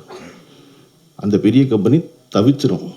என்னடா அந்த வி. சேகர் நம்ம ஸ்டுடியோவில் தான் எடுக்கிறாரு, 40 நாள் டேட் வாங்கி கொடுத்துருக்காரு கவுண்டமணி, அதுக்கு 5 லட்ச ரூபா சம்பளம், நமக்கு 5 மடங்கு 25 லட்ச ரூபாயா 10 நாளைக்குன்னு கேட்டபோது கவுண்டமணி சொல்கிறேன், அவன் என்னை ஹீரோ வச்சு எடுப்பான், நீ எடுப்பியா? உன் படத்தில் யாரோ ஹீரோ, நான் பக்கத்தில் நிற்பேன், அதனால உனக்கு 25 லட்ச ரூபா சம்பளம். அவன் என்னை வச்சு 40 நாள் எடுப்பான், நான் தான் எல்லா முக்கிய வசனத்தையும் பேசுவேன், நான் தான் என்னுடைய வாழ்க்கை மாறப்போகுது. அதில் என்னை எந்த படம் ஞாபகம் வச்சுருப்பாங்க? இந்த 5 லட்ச ரூபா படம் தான் ஞாபகம் வச்சுருப்பான். நீ சொல்கிற ஹீரோ பக்கத்தில் போய் நிற்கிற 25 லட்ச ரூபா படத்தில் ஞாபகம் இருக்க போகிறதில்ல, அதனால உனக்கு ஃபைனு அப்படி பாரு கவுண்டமணி. அதை போல் செய்து இன்றும் சினிமாவில் வெற்றிகரமாக இருக்கிற இன்னொரு நபர் யாருன்னா இளையராஜா. இளையராஜா தனித்து, இளையராஜாவை தவிர்த்து தமிழ் சினிமா கிடையாதுன்ற காலகட்டம் ஒன்று உண்டு. வெறுமனை ஒரு பிளாக் அண்ட் ஒயிட்டில் ஃபோட்டோ போட்டு ராகதேவனின் இசையில் போட்டால் எல்லாரும் வந்து வாங்கிடுவாங்க படத்தை. அவர் லேசாக 92 அந்த இடம் பறிபோகுது. அதை பற்றி அவர் கவலைப்படல, நடத்திக்கிட்டே இருக்கார், படம் பண்ணிக்கிட்டே இருக்கார், தொடர்ந்து நடக்குது, வெற்றி படம் கொடுக்குறாரு. மறுபடியும் அவதாரங்கிற படத்தை நான் பார்க்குறேன். 97-98 கமலால் இளையராஜான்னு பேர் போட்டால் அரங்கம் அதிருது. இன்றைக்கும் இளையராஜான்னு பேர் போட்டால் அரங்கம் அதிருது. ஒரு மனிதர் எப்படி தன்னுடைய இடத்தை விட்டு விலகி நின்று 30 வருஷம் கழிச்சு கைதட்டு வாங்குறாரு அப்படின்னா, இளையராஜா ஒரு பொழுதும் பெருநிறுவனங்களுக்கு மட்டுமே படம் பண்ணலை. எவரிடம் பணம் இல்லையோ அவருக்கும் இளையராஜா படம் பண்ணிக்கிட்டே இருந்தார். இளையராஜா உச்சத்தில் இருக்கும் பொழுது வாங்குகிற சம்பளம் குருவிகர்ப சண்முகத்துக்கு அந்த சம்பளம் கிடையாது. குருவிகர்ப சண்முகம் படுக்க வந்தார், மாப்பிள்ளை மனசு பூ போலாம் படுக்கிறாரு. குருவிகர்ப சண்முகோட படம் இல்லைன்னு தெரியும், பாண்டியராஜன் தேதி கொடுக்குறாரு. இளையராஜா சொல்கிறார் அப்புறம் பார்த்துக்கலாம் பணம்ங்கிறார். அன்னைக்கு இளையராஜா உச்ச சம்பளம் பெற்று கொண்டிருந்த ஒருத்தர். அப்போ யாருக்கு வீட்டை கொள்ளையடிக்கணும், யார் வீட்டை வெள்ளை அடிக்கணும்னு தெரிஞ்சிருக்கு அவருக்கு இல்லையா. நிவாஸ் பிரசன்னாவும் யோகி பாபுவும் இந்த அரங்கத்தில் இருக்கிற நடிகர்கள் எல்லோரும் சேர்த்து கொள்ள வேண்டிய செய்தி, இங்கே சம்பளம் என்பது நிரந்தரம் அல்ல. உங்களை, நம்மளை எல்லாரையும் சொல்லப்படுற மார்க்கெட்னு சொல்கிறது போய் பிம்பம் இல்லாட்டினா கைவிட்டுருவாங்க. ஆனால் யார் கைவிட மாட்டானா, யார் எளிய மனிதர்களோ, யார் எளிய இயக்குநர்களோ, யார் எளிய தயாரிப்பாளர்களோ அவர்கள் ஒரு பொழுதும் எவரையும் கைவிடுவதே இல்லை. அதனால நான் வா பார்த்துக்கலாமா. பாலைவனச்சோலைன்னு படம் வந்து 45 வருஷம் ஆச்சு. நான் ஒரு இடத்துல பேசும்போது அந்த படத்தினுடைய தயாரிப்பாளர் வடிவேல் அவர்களை பாராட்டி பேசுகிறேன். எழுதினேன் குமுகத்தில் ஒரு தடவை, வடிவேல் அவர்கள் இவ்வளோ சிறந்த ஒரு படம் பண்ணவர் அப்படின்னு. 2 நாள் கழிச்சு அந்த வடிவேலுடைய வயசு 82, என்னுடைய அலுவலகம் தேடி வந்துட்டார். எனக்கு ஆச்சரியமாக இருந்துச்சு. பாலைவனச்சோலை படத்தினுடைய தயாரிப்பாளர் நம்ம அலுவலகத்துக்கு வந்துடுவாரான்னு. அவர் சொன்னார், இல்லை தம்பி, இத்தனை வருஷம் கழிச்சு என்னை ஞாபகம் வச்சுருந்து ஒருத்தர் சொல்கிறீங்கல்ல, உங்களை நான் பார்த்து நன்றி சொல்லணும்ல, அதுக்காக வந்தேன்னு. நான் நினச்சேன் அந்த படம் ஏன் வென்றது அப்படின்னா, வடிவேலுடைய இந்த குணத்துக்காக தான் 40 வருஷத்துக்கு முன்னாடி இந்த பாலைவனச்சோலை வென்றது நான் நினச்சேன். இப்போ தொடர்ச்சியாக நம்ம பெரிய படம் சின்ன படம் எல்லாமே இருக்குது ஒரு இண்டஸ்ட்ரியில். இருக்கும் பொழுது அது எல்லாவற்றுக்கும் அதற்கு தகுந்தாற்போல் செய்ய வேண்டியது, அதுதான் சரி. அப்படி யோகி பாபுவும் நடந்துக்கிறாரு, நிவாஸ் பிரசனமும் நடந்துக்கிறாரு என்று அவர்களோடு பணியாற்றிய எல்லோரும் சொல்வது இருக்குல்ல, அது மேலும் பாராட்டுக்குரியது. அது நான் சொல்ல முடியாது, ஏற்கனவே இருந்தவங்க ஆமாம் அப்படின்னு ஒரு சொல்கிற போது பெரும் பாராட்டுக்குரியது. இந்த விஷயங்கள் இப்படி இந்த படங்களை படம் வருவதற்கு முன்னாடியே ஒரு ஓடிடி பிளாட்ஃபார்ம் பேர் போட்டு வர்றது தமிழ் சினிமாவில் அரிதினும் அரிதான காரியம். இன்றைக்கி யாரும் எதையும் வாங்குறது இல்லை இல்லையா? அப்படி ஜியோ ஹாட்ஸ்டார் வந்து இந்த படத்தை ஆதரித்து இந்த படத்தை வாங்கி ஒரு ஓடிடி பிளாட்ஃபார்ம் பேரோடு ஒரு சின்ன படம் வருதுங்கிறது ரொம்ப நாள் கழித்து நடக்குது. இப்படி என்ன ஓடிடியில் என்ன முடிவு பண்ணிட்டாங்க அப்படின்னா, நாங்கள் ஏமாறுவோம், ஆனால் பெருசாக தான் ஏமாறுவோம். நாங்கள் மொத்தமாக போய் ஒரு படத்தில் கதாநாயகன் படத்தில் 40 கோடி ரூபாய் இழக்க தயாராக இருப்போம், ஆனால் 4 கோடி ரூபாய்க்கு வாங்கி 1 கோடி ரூபாய் இழக்க தயாராக இருக்க மாட்டுறாங்க. நாங்கள் பெரிய படத்தில் ஏமாறுவோம் அப்படின்னு முடிவு பண்ணியிருக்கவங்க. அதனால நான் சொல்கிறது என்ன நினைப்பேன், ஒன்றும் பிரச்சனை இல்லை. நம்ம தேவர்மன் சிவாஜி மாதிரி என்ன நினச்சிக்கணும்னா, இந்த சிஇஓ மாறிடுவார், அடுத்த ஒருத்தன் வருவான், அப்புறம் வருவான், மெதுவாக தான் வருவான், அவசரமாக வரமாட்டான். என்னோட சௌரியம் என்னென்னா, நான் அரசியலில் இருக்கேன்னு நினைக்கிறனால சினிமா பற்றி எது வேணாலும் பேசலாம், சினிமாவில் இருக்கேன்னு நினைக்கிறனால அரசியலை பற்றி எது வேணாலும் பேசலாம். அப்புறம் கொஞ்ச நாள் குழப்பமாக என்ன சொல்லுவாங்க எல்லாரும், நீங்கள் எங்கே இதெல்லாம் போய் பேசுகிறீங்க அப்படின்னா, கூட நான் வரும் பொழுது இங்கே வந்து யார் நான் இல்லை, அவங்க யாருமே இல்லை 15 வருஷம் கழிச்சு. இதில் அவர் சந்தோஷப்படுவார், இவர் சந்தோஷப்படுவார், பேசியான்னு போகிறேன். இங்கே நோக்கம் என்னென்னா, சிறந்த படங்கள் ஓடுவது. தாய்க்கிழவிக்கு வந்து பொம்பளைலாம் கூட்டமாக வர்றாங்கன்னு எல்லாம் சொல்லிட்டு இருந்தாங்க. நான் சொன்னேன், எல்லா படத்துக்கும் கூட்டமாக வர தயாராக தான் இருக்காங்க, நம்ம தான் வர்றவனை வந்து கையை பிடிச்சி கடிக்கிறவன் வரமாட்டேன். நான் சொல்கிறேன், தியேட்டருக்குள்ளே வர்ற 300 பேரும் 2 கையவும் தட்டுறதுக்கு தான் கொண்டு வர்றான், தயாராக தான் இருக்கான். அவனை வச்ச கை பேசி தாங்கியிலேருந்து ஆண்ட்ரஸ்லேருந்து அந்த கையை எடுக்கக்கூடாமல் பார்த்துக்கிறோம். நம்ம அவனும் கொஞ்சம் நேரம் பொறுமையாக பார்க்குறான், 10 நிமிஷம் உனக்கு ஒரு வாய்ப்பு இருக்குன்னு. 10 நிமிஷம் கழிச்சக்கப்புறம் நம்ம அவனை சோதித்தோம்னா அவன் மெதுவாக பையில் இருக்க ஃபோன் எடுத்து பார்க்க ஆரம்பிக்கிறான். ஏன்னா அந்த திரையை விட இந்த திரை சுவாரஸ்யமாக இருக்குது இல்லையா? எனக்கு வந்து விஜய் மேடமுடைய 10-15 வருஷம் ஆச்சு நினைக்கிறேன். அவங்க மதியான கூட்டம் இன்னும் செவனம்மா ஞாபகத்தில் இருக்குது. எனக்கு முதல்ல அப்படி ஒரு செவனம்மாவை நான் பாரதி ராஜா படத்துலேயே பார்க்கல, ஆனால் பாரதி ராஜா படம் தான் செவனம்மாவுக்கு அடிப்படை. அங்கேருந்து தான் கிளம்பி வந்து அப்போ அந்த படம் இன்றைக்கி எனக்கு மறக்க முடியாத காரணம், நான் எந்த எண்ணத்தோடையும் போகல, சும்மா ஒரு படம் புது டைரக்டர் பார்க்க போவேன்னு போனது. அந்த செவனம்மா எனக்கு 15 வருஷம் கழிச்சு ஞாபகத்தில் இருக்காங்க. அப்படித்தான் ரசிகர்கள் எல்லோருக்கும் சிறந்ததை போற்றுவதற்காக தான் அரங்கத்து வரோம். கிணத்தை காணும் படத்துடைய ட்ரெய்லர் எனக்கு காமிச்சார், ரொம்ப சிறப்பாக இருந்துச்சு. கவிதாபாரதி சொன்னார் இல்லையா, தண்ணீர் படத்தை எடுத்த கிராமங்களுக்கெல்லாம் போகணும்னு. தண்ணீர் எடுக்கப்பட்டது இந்த பரணி ஸ்டுடியோவில். அது வந்து விருதுநகர் பக்கத்தில் இருக்க மஞ்சநாயக்கம்பட்டிங்கிற ஊர் தான் அப்போ செய்தியானுச்சு. திரு எம்ஜிஆர் அவர்கள் முதலமைச்சராக இருக்கும்போது தண்ணி இல்லைன்னு. அதை அடிப்படையாக வச்சு கோபால் சுவாமிநாதன் எழுதின நாடகத்தை வாங்கி பாலச்சந்தர் படம் பண்ணார். அப்போ அந்த மஞ்சநாயக்கம்பட்டியை வந்து அத்திப்பட்டின்னு பேர் மாற்றி அந்த மஞ்சநாயக்கம்பட்டியில் போய் எடுக்க முடியாது படப்பிடிப்புன்னு அந்த தண்ணீர் முழுமையாக எடுக்கப்பட்டது இந்த பரணி ஸ்டுடியோவில். ஆனால் இன்றைய சினிமா அப்படி இருக்கா அப்படின்னா இல்லை. இன்றைக்கி அந்த இடத்துக்கே போகணும். அதனால தான் இந்த படத்தினுடைய இயக்குனர் வந்து ஒரு மச்சு வீடு இல்லாத வீடு போகணும்னு தேடி, தண்ணி இல்லாத கிராமம் போகணும் தேடி அந்த மெனக்கெட்டது இருக்கு இல்லையா, அதுதான் இந்த படத்தை பார்த்த எல்லோரையும் பாராட்ட வைக்கிறது. அது குறித்து உழைப்பு இருக்குல்ல, எது எப்பொழுதுமே உங்களுக்கு பலன் தராமல் போகாது அப்படின்னா உழைப்பு பலன் தராமல் போகவே போகாது. முயற்சி மெய்வருத்த கூலி தரும். எப்போ? தெய்வத்தால் ஆகாதுனாலும். தெய்வத்தால் ஆகாது ஸ்டேட்மெண்ட் முடிஞ்சிருச்சு. வள்ளுவர் சொன்னது தெய்வத்தால். ஐயோ தெய்வத்தாலே ஆகாதா அப்படின்னு டயர்டாக இருக்கக்கூடாது இல்லையா? என்னடா தெய்வமே முடியாதுங்கிறாங்க, தெய்வத்தால் ஆகாது, ஃபுல் ஸ்டாப். அது எண்ணினும் அப்படிங்கிறாரு. கடவுள் கைவிட்டா என்ன? இப்போ நீ முயற்சி பண்ணால் அது மெய் வருத்த கூலி தரும். இந்த படம் அத்தனை பேரும் மெய் வருத்த வேலி பார்த்துருக்காங்க. அதற்கான கூலியை எல்லோருக்கும் வந்து சேரட்டும் என்று வாழ்த்தி விடைபெறுகிறேன். நன்றி. To all the press media, to everyone, to distinguished chief guests on stage, and friends, family, எல்லோருக்கும் வணக்கம். கிணத்த காணும் எனக்கு ஒரு மெமரபிளான ஃபிலிம். நிறையா காரணங்கள் இருக்குது. இந்த படம் வந்து எனக்கு தெரிஞ்சு 2023 தானே சார்? அப்போ வந்து இந்த படம் வந்து இப்போ இந்த பூஜைக்கு நான் போயிருந்தேன். நான் கதை கேட்கல, எதுவுமே கேட்கல இந்த படத்துக்கு. பட் 2 பேர், ஒன்று ரமேஷ் பாபு சார், இன்னொன்று சுரேஷ் சங்கையா சார், அவருடைய ஜென்யூனிட்டிக்காக எனக்கு பார்க்கும்போதே சரி இந்த படம் நம்ம பண்ணலாம், ஏதோ ஒரு கட் இன்ஸ்டிங்கில் தான் அந்த படத்தை நான் ஓகே பண்ணேன் ஆக்சுவலி. ஸோ அப்படி ஆரம்பித்த ஒரு ஜேர்னி ஃப்ரம் 2024. டெஃபினெட்லி நான் சொல்லி ஆகணும் இந்த இடத்துல, எனக்கு ரொம்ப மிகவும் நெருங்கிய நண்பர் சுரேஷ் சங்கையா சார். ஏன்னால் வந்து இந்த படத்துக்கு நாங்கள் வந்து பெருசாக நாங்கள் வந்து மீட் பண்ணிக்கிட்டதெல்லாம் கிடையாது. பட் ஆனால் ஃபோன்லேயே தான் அப்பப்போ பேசுவார். இதுதான் விஷயம், இதுதான் வந்து படத்தோடைய ரீரெக்கார்டிங் சூழல் எல்லாமே சொல்லுவார். ஸோ அப்படி ஒர்க் பண்ணி அப்புறம் வந்து ஆர்ஆர் டைம் பண்ணும்போது தான் ஒவ்வொரு நாளும் வந்து என்னுடைய வீட்டுக்கு வருவார் ஒரு அசிஸ்டண்ட்டோட. அந்த நாட்கள், அவருடைய பழகிய நாட்கள் வந்து நாங்கள் ரொம்ப very close, we got really close அப்படின்னு தான் சொல்ல முடியும். அவர் இந்த டைமில் நம்மளோடய இல்லை, பட் டெஃபினெட்லி எனக்கு ரொம்ப க்ளோஸ். ஏன்னா நான் ஒரு சுவாரஸ்யமான ஒரு விஷயம் சொல்லணும்னா, எனக்கு அப்போது நான் கொஞ்சம் நிறையா ஒர்க் ஸ்ட்ரெஸ்ஸில் இருந்தேன்.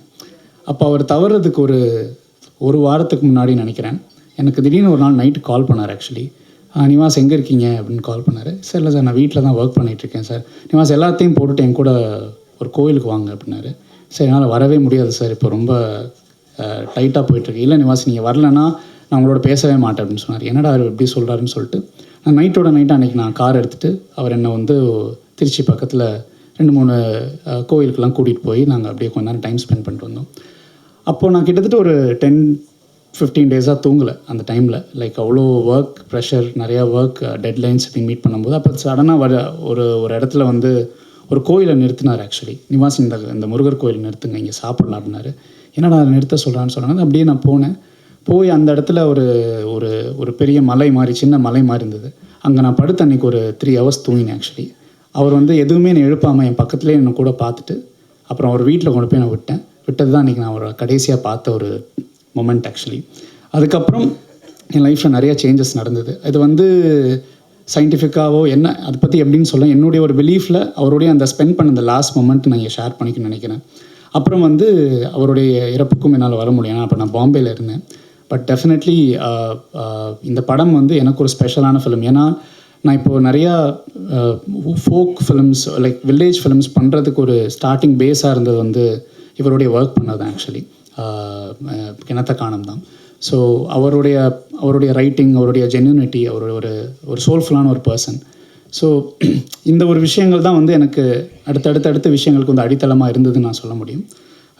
ஸோ சுரேஷ் சார் இங்கே தான் இருப்பார். So I really wish his family and இந்த படம் வந்து நல்ல விஷயங்களை வந்து கொண்டு வரும் நான் நம்புகிறேன். So to the cast, Yogi Babu sir, good to know you sir, உங்களை வந்து நான் இப்போ தான் நேரில் பார்க்குறேன். அண்ட் ரேச்சல் மேம், லவ்லின், ரொம்ப நல்லா பண்ணியிருக்கீங்க ஸ்க்ரீனில். So have a great future. To the DOP, to my lyricist, இந்த படத்தில் 3 லிரிசிஸ்ட் ஆக்சுவலி. முதல்ல வந்து என்னுடைய ஃப்ரெண்ட் மோகன்ராஜன் சார், அவர் ரொம்ப வருஷமாக நான் அவருடைய ஒர்க் பண்ணிகிட்டு இருந்திருக்கேன். இந்த படத்தில் ஒரு பாட்டு எழுதியிருக்காரு. எனக்கு ரொம்ப ஃபேவரட்டான லிரிசிஸ்ட் மோகன்ராஜன் சார். ஏன்னா என்னுடைய பாதி படங்கள் நிறையா கேட்ட பாடல்கள் அவருடைய, எனக்கும் அவருக்கு உண்டான ஒரு ரிலேஷன்ஷிப். அதுக்கப்புறம் எனக்கு I want to introduce new lyricist இந்த படத்துக்கு. ஸோ பரதநாட்டியமில் எழுதிட்டு இருந்த கலைமாமணி மதுரையார் முரளிதரன் ஒருத்தர் நிறையா கேள்விப்பட்டிருப்பீங்க. அவர் எனக்கு திரைக்கு கொண்டு வரணுன்றது ஆசை. இந்த படத்தில் ஒரு லவ் சாங் எழுதியிருக்காரு, நீங்கள் கேட்ட பாடல். ஸோ அவருக்கு என்னுடைய நன்றி. அப்புறம் ஜெகன் கவிராஜ் சார், அவர் ஆக்சுவலி ஒரு ஆக்டர். அவர் வந்து எனக்கு ஆல்ரெடி ஒரு படத்தில் பாட்டு இருந்ததுக்கப்புறம் இவர்கிட்ட ஏதோ ஒரு ஸ்பார்க் இருக்குது, ஒரு நல்ல ஒரு இலக்கியம், ஒரு நல்ல ஒரு ரசனை, நல்ல ஒரு சவுண்டிங் சென்ஸ் இருக்குது. அவர் வந்து எனக்கு இந்த படத்தில் ஒரு பாட்டு எழுதியிருக்காரு. அப்புறம் தாய்க்கிழவி, இந்த மாதிரி நிறையா படங்கள் எழுதியிருக்காரு. ஸோ அவருக்கு ஒரு பெரிய ஃப்யூச்சர் இருக்குன்றது நான் ரொம்ப மனப்பூர்வமாக நம்புகிறேன்.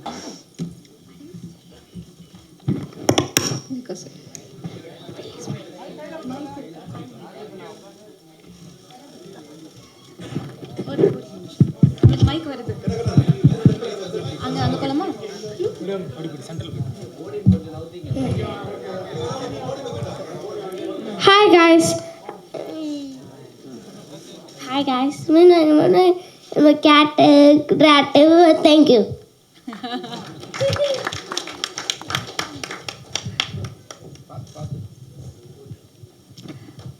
எல்லாருக்கும் வணக்கம். எப்போவுமே சுரேஷ் சார் வந்து சொல்வார், இந்த படத்தில் நடிக்கிற ஆக்ட்ரஸ் எல்லாருமே என்னோடய குடும்பம் மாதிரின்னு. இன்றைக்கி ஒரு ஃபங்க்ஷனில் அவர் படத்தில் நடித்த எல்லாருமே அவரை தேடி இங்கே வந்து நிற்கிறத பார்க்கும்போதே எனக்கு ரொம்ப சந்தோஷமாக இருந்தது. அதுக்காகவே எல்லாருக்கும் நான் ரொம்ப நன்றி சொல்லிக்கிறேன். நிறைய பேர் எனக்கு கால் பண்ணியிருக்காங்க, நான் யாருக்கும் எடுத்து பேசினதில்லை. எனக்கு என்ன பேசி அவங்ககிட்ட எப்படி பேசுகிறதுன்னு கூட எனக்கு தெரில. அதனால் நான் யார் ஃபோனையும் அட்டன் பண்ணதில்லை. அதுக்கும் சாரி சொல்லிக்கிறேன். அப்புறம் படத்தை அவருக்கு அப்புறம் அதை நல்லபடியாக முடித்து கொடுத்த அவங்க டீமுக்கும் அப்புறம் ப்ரொடியூசர்ஸாருக்கும் ரொம்ப ரொம்ப கடமைப்பட்டிருக்கேன். எல்லாருக்கும் ரொம்ப நன்றி. படத்தை நிச்சயமாக அந்த படம் அவரோட சாயலில் அவர் எல்லாருக்குமே கண்டிப்பாக பிடிக்கும். ஏன்னா ரொம்ப அவரோட அந்த கதைகள் ரொம்ப அற்புதமாக இருக்கும். அந்த கிராமத்து வாழ்வியலில் அப்படியே அவர் கொண்டு வருவார். அதனால் கண்டிப்பாக எல்லாருக்கும் உங்களுக்கு அந்த படம் ரொம்ப பிடிக்கும்னு நான் நினைக்கிறேன். Thank you so much.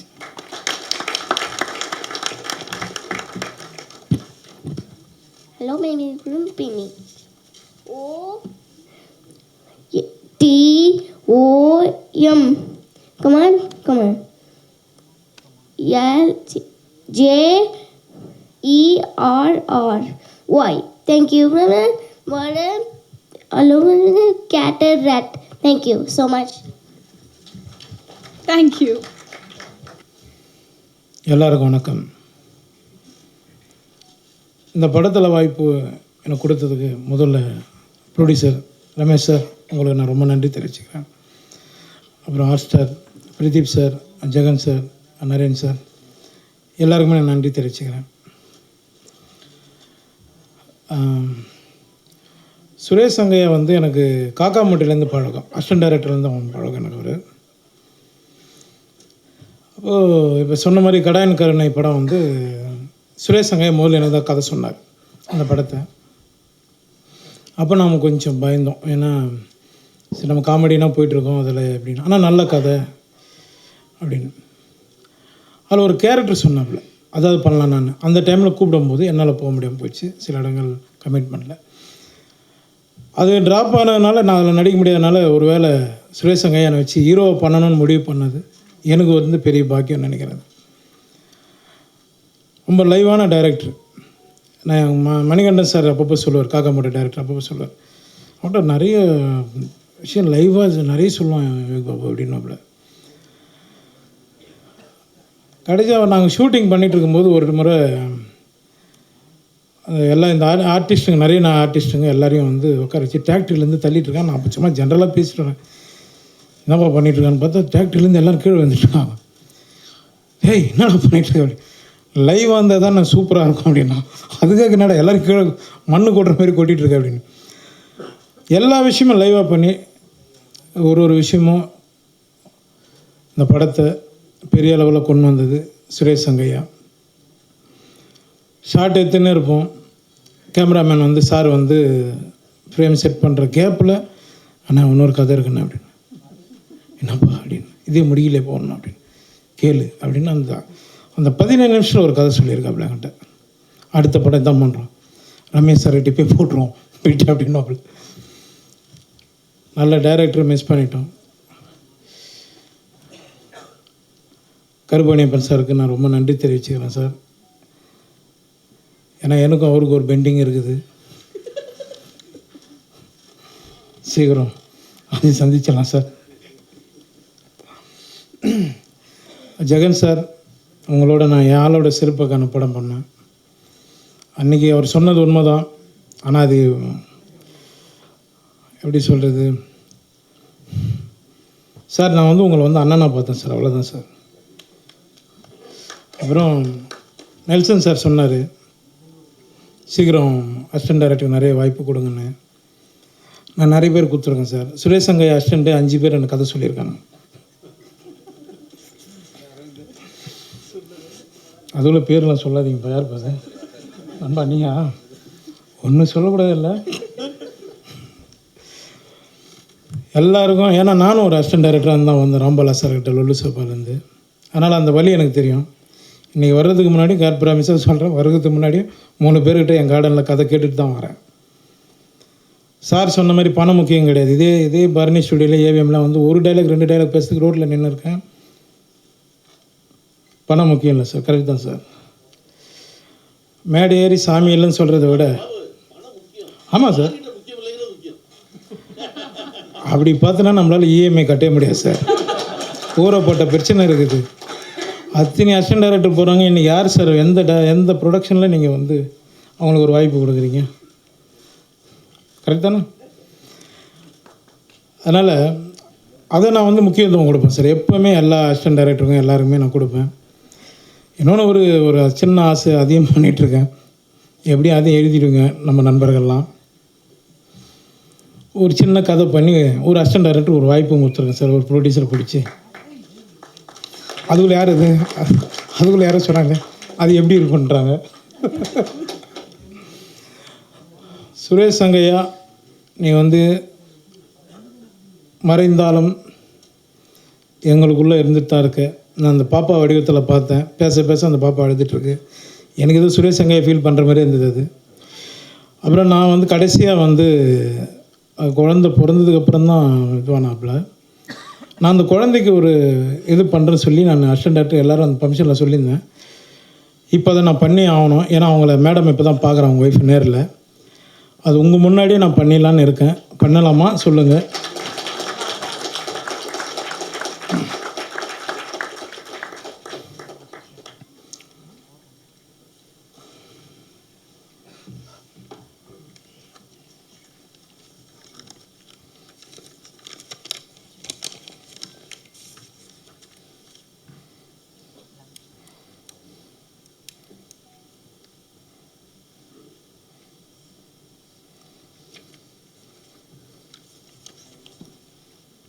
ஒரு செகண்ட், சாரி.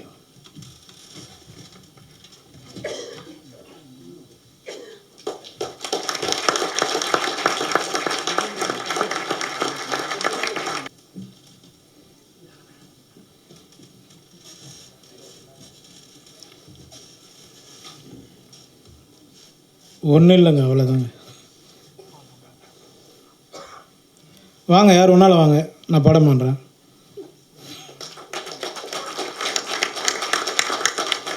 நான் ஒரு நம்பிக்கை வச்சுருப்பேன் சார். என்னன்னா மேடை ஏறி சாமி இல்லைன்னு சொல்கிறத விட மலை ஏறி சாமி கும்பிட்டுலாங்க. நான் வணங்குற முருகனை நம்பி இந்த படம் வெற்றி அடைய எல்லோரும் வேண்டிய. தேங்க்யூ. பேட், அதை கெட்ட எண்ணங்கள் அப்படின்ற மாதிரி மற்ற தகவல் பரவுது. ஆனால் மேடையில் இப்போ பார்த்தீங்கன்னா டைரக்டர் இல்லாத இடத்த வந்து நீங்கள் நின்று அவங்களுக்கு என்ன செய்ய வேணும் அப்படின்றதுக்கு முன்னாடி நின்று செய்கிறீங்க. பட் இந்த மாதிரியான தகவல் ஏன் உங்கள் சைட்லேருந்து வெளியே வர மாட்டேன்? உங்களை பற்றி தவறான தகவல் மட்டும் முன்னாடி வெளியில் வரட்டும். அது வரட்டும், அப்படியே வரட்டும், தவறாக வரட்டும், தப்பு கிடையாது. நெத்துப்பாலா, உனக்கு என்ன கிரிக்கெட் ஃபங்க்ஷன் நான் வரணும் ஊருக்கு, அது அவ்வளோதான். நான் ஊடுறேன் ஏதோ வந்து ஏதாவது ஒரு செல்லு தூக்கணும். நான் ஒன்றும் பண்ணாத பாலா. இல்லை உனக்கு தாம்பரத்துக்கு நான் வரேன். இல்லை அது ஒரு வாரமாக கேட்டதில்லை, நான் வரேன். அவ்வளோ ஆஃப் பண்ணு. இல்லைண்ணே வானா, நான் சொல்கிறதுக்கு உண்மை நீ என்ன நான் கேட்டேன்னு எல்லாத்தையும் உங்கள் முன்னாடியே சொல்லி. எலெக்ஷன் டைமில் கரெக்டாக தண்ணி டைம் வருது. ஏன்னா ஏற்கனவே மண்டேலா ஒரு ஓட்டு வந்து என்ன வேலையை செய்யுன்றதை மண்டேலாவில் சிறப்பாக செஞ்சு காமிச்சிங்க. இப்போது அதே எலெக்ஷன் நிஜமாக கரண்ட்டில் வரப்போகுது. இந்த டைமில் தண்ணி எடுத்துகிட்டு வந்திருக்கீங்க. இதில் ட்ரைலர்லேயே பார்த்தீங்கன்னா மனு எழுதி போடலாமாடான்னு கேட்கும்போது டக்குன்னு ஒரு வார்த்தை சொல்கிறீங்க, வடம் அடிக்கிறதுக்கா அப்படின்ட்டு. டைரக்டரோட பஞ்சு. நீ டைரக்டர், ஓகே, டைரக்டர் அந்த டீமோட கேளுங்க, டீமுக்கிட்ட கேளுங்க, அது அவங்க சொல்லுவாங்க. நானா எழுதுனேன். இல்லைண்ணே, கலைவாணருக்கு அப்புறம் அவர் தான் பாட்டில் சிரிப்பில் எல்லாத்துலேயும் மெசேஜ் சொல்லிட்டே வந்தார். அதுக்கப்புறம் சின்ன கலைவாணர் விவேக் சார் சொன்னார். அந்த இடத்துக்கு யோகி பாபு சார் வந்து கொண்டு இருக்காரா? அது நீ சொல்லி தான் தெரியும் நான் வந்திருக்கு அந்த இடத்துக்கு. ரொம்ப நன்றிப்பா. இவ்வளோ பேர் கேட்கல. சொல்லி ஹாப்பி. செயின் எங்கேருந்து வாங்கினேன்? வாங்கிட்டு 3 ப்ரெஸ் மீட் போய். ஏய், நெக்ஸ்ட் லவ்லன் அவர்கள்கிட்ட கேள்விகள் என்ன கேட்கணும்? ஓகே, ஃபோட்டோஸ் எடுத்துடலாமா? ஒரு குரூப் ஃபோட்டோ எடுத்துடலாம் ப்ளீஸ்.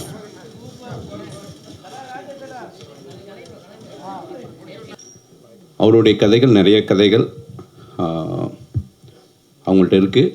ஏன்னா அவர் சொல்லியிருக்காரு, ஸ்கிரிப்ட் புக்காக இருக்குது.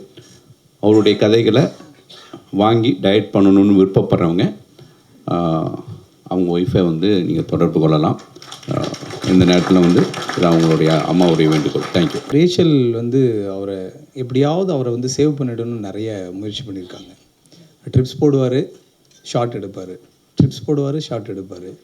அவர் யோகி பாபு சார் அவர் மேலே எடுத்துகிட்ட கேரிங்கு இதெல்லாம் பார்க்கும்போது ஒரு டைரக்டரை வந்து ஒரு ஆக்ட்ரஸாக வந்து எவ்வளோ கேர் பண்ணியிருந்தாங்க அப்படின்றது வந்து இந்த ஷூட்டிங் ஸ்பாட்டில் பார்க்க முடிஞ்சுது. ஸோ அவரை மிஸ் பண்ணது வந்து ஒரு பெரிய இழப்பு தான் அது. அஃப்கோர்ஸ் அவர் வந்து இல்லைனாலும் ஒரு மிகச்சிறந்த படைப்பை இங்கே விட்டுட்டு போயிருக்காரு அப்படின்னு தான் சொல்லணும். கிணத்துக்கானம் வந்து அரசியல் ரீதியாகவும் சரி, நம்மளோட பண்பாடு கலாச்சாரமாகவும் சரி, இதை ரொம்ப ஆழமாக இந்த படம் பேசும் அப்படின்னு நான் நம்புகிறேன் நான். ஏன்னா அவ்வளோ ஒரு பிரமாதமான ஒரு ஸ்க்ரீன் ப்ளே இதுக்குள்ளே இருக்கும். அதை வந்து இன்னும் ரொம்ப நெருக்கமாக கொண்டு போய் சேர்த்ததில் வந்து அவர் இசையமைப்பாளர் நிவாஸ் கே பிரசன்னாவோட பங்கு மிகப்பெரிய ஒரு பங்கு அது இருக்கும். இந்த படத்தில் வந்து எல்லாருக்கும் ஒரு ஆசை இருக்கும்ல, அது நிஜமாகவே நான் ரொம்ப ஹானஸ்ட்டாக சொல்கிறேன், யோகி பாபு சார் கூட ஒரு படம் நடிக்கணும் அப்படின்னு நான் நினச்சிட்டு இருந்த ஒரு பெரிய ஆசை தான். அந்த ஆசை இந்த படத்தில் எனக்கு அது நிறைவேறிச்சு. நிஜமா தலைவா, உண்மையிலே ரொம்ப ஹானஸ்ட்டாக சொல்கிறேன், அதுக்கு நான் நன்றி. இந்த படம் வந்து தயாரிப்பாளரும் சரி, பாக்ஸ் ஆஃபீஸ் அவர் ஜெகன் சாரும் சரி, இதுக்கு முன்னாடி ரொம்ப முக்கியமாக இன்னொரு விஷயத்த சொல்லணும்னா நரன் சார் பர்டிகுலராக ரைட்டர் அவர், இந்த படத்தோட ஈபி ஹாட் ஸ்டாரோட ஈபி, அவர் வந்து இந்த படத்தையும் இந்த திரைக்கதையும் சொல்லிக்கிட்டே இருப்பார் தொடர்ந்து. ஒரு ரைட்டர் இந்த கதையை திரும்ப திரும்ப சொல்கிறது இருக்குல்ல, அது வந்து ரொம்ப ரொம்ப ஆச்சரியமான ஒன்று தான். அது நரன் சார் தொடர்ந்து சொல்லிகிட்டே இருப்பார், தலைவர் அது வந்து ரொம்ப இம்பேக்ட் பண்ணோம், அது ரொம்ப ஃப்ரெஷ்ஷாக இருக்கும் இந்த படம் அப்படின்னு. ஸோ ஹாட் ஸ்டார் வந்து ரொம்ப முக்கியமான படங்கள்லாம் திரைக்கதையெல்லாம் வந்து சூஸ் பண்ணுவாங்க. ஸோ அதில் இது வந்து ரொம்ப முக்கியமான ஒரு திரைக்கதை இது. ஸோ இந்த படம் நிச்சயமாக வந்து ஒரு பெரிய இம்பேக்டை கொடுக்கும்னு நான் நம்புகிறேன். எல்லாருக்கும் வாழ்த்துக்கள். முக்கியமாக வந்து இந்த அசிஸ்டன்ட் டைரக்டர்ஸ் இருக்காங்களே, ஸோ அவங்களோட உழைப்பு வந்து டைரக்டர் இல்லை, அதுக்கப்புறம் இந்த இடம் ரொம்ப ஒரு மாதிரி வெற்றிடமும் ஆகும். பட் அந்த வெற்றிடத்தை வந்து ரொம்ப சரியாக ஃபில் பண்ணது வந்து இந்த உதவி இயக்குனர்கள் தான். ஸோ அவங்களோட உழைப்பு வந்து ரொம்ப பெருசு. மகிழ்ச்சி. சுருக்கமான ஒரு விஷயந்தான், இந்த படத்தின் தயாரிப்பாளர் அப்படிங்கிற பங்கு இருந்தாலும் இதில் என்னுடைய பங்கு ரொம்ப ரொம்ப சின்னது. ஏன்னா நான் ஒரு 10 ஆண்டுகளாக விஜய் டிவியில் கலக்கப்போவது யாரில் ஆரம்பித்து இப்போ குக்கூத் கோமாளி வரைக்கும் நிறைய நிகழ்ச்சிகள் பண்ணிகிட்ருக்கேன், வெப் சீரிஸ் பண்ணுறோம். ஒரு திரைப்படம் தயாரிக்கணுங்கிறது வந்து என்னுடைய எண்ணம் எப்போவுமே இருந்தது கிடையாது. ஒரு சாதாரண சந்திப்பில் மிக சாதாரண ஒரு உரையாடலில் அண்ணன் திரு ரமேஷ் பாபு அவர்கள் இது மாதிரி ஒரு கதை இருக்குதுன்னு அதை கேளுங்கன்னு சும்மா கேட்ட கதை இந்த கதை. கிடாயின் கருணை மனு என்கிற ஒரு படைப்பை தந்த ஒரு இயக்குனரிடமிருந்து வந்த அந்த கதை அவர் வரும்போதே ஒரு பவுண்டாக தான் வச்சுருந்தார், முழு வசனங்களோட எல்லாமே. ஒரு மிகச்சிறப்பான கதையாக இருந்ததுனால இதை ஹாட் ஸ்டாருக்கு எடுத்துகிட்டு போகலாம் அப்படிங்கிறது மட்டும்தான் என்னுடைய பங்காக இருந்தது. ஹாட் ஸ்டாரில் எவ்வளோ பெரிய ப்ராசஸ்ங்கிறது இயக்குனர் வசந்த பாலன் அவர்களுக்கு தெரியும், அண்ணன் கருப்பழனி அவர்களுக்கு தெரியும், எல்லாருக்கும் தெரியும். ஆனால் ஒரே ஒரு சந்திப்பு தான், ஒரே ஒரு நரேஷன் தான் ஹாட் ஸ்டாருடைய தமிழ் ஹெட் பிரதீப் மெல்ராய் பீட்டர். அவர்கிட்ட அவர் அந்த கதையை ஒரு 2 மணி நேரம் ஸ்கிரிப்ட் ரீடிங்காக பண்ணார். அதை கேட்டு முடித்த உடனேயே இதை ஹாட் ஸ்டார் பண்ணலாம் அப்படிங்கிறத வந்து ஹாட் ஸ்டார் டிசைட் பண்ணாங்க. ஸோ ஒரு பெரும் கலைஞனுக்கான அவருடைய கலைக்கான மரியாதையாக அதை பார்க்குறோம். அதை உருவாக்கி தந்த அந்த வாய்ப்பை ஏற்படுத்தி கொடுத்த ஹாட் ஸ்டாருடைய ஹெட் தமிழ் ஹெட் திரு பிரதீப் மெல்ராய் பீட்டர் அவர்களுக்கு இந்த நேரத்தில் நான் என்னுடைய நன்றியை சொல்ல வேண்டும். அதே மாதிரி ஹாட் ஸ்டாரினுடைய தமிழ் ரீஜனல் ஹெட்டாக இருக்கக்கூடிய Balachandran sir, Bala sir, south ஹெட்டாக இருக்கக்கூடிய கிருஷ்ணன்குட்டி சார், அவருக்கு தமிழ் தெரியாது, ஆனாலும் அந்த நேரேஷனுமே ஒரே ஒரு நேரேஷன் தான், இதே மாதிரி ஒரு பவுண்டு தான் படித்தார்.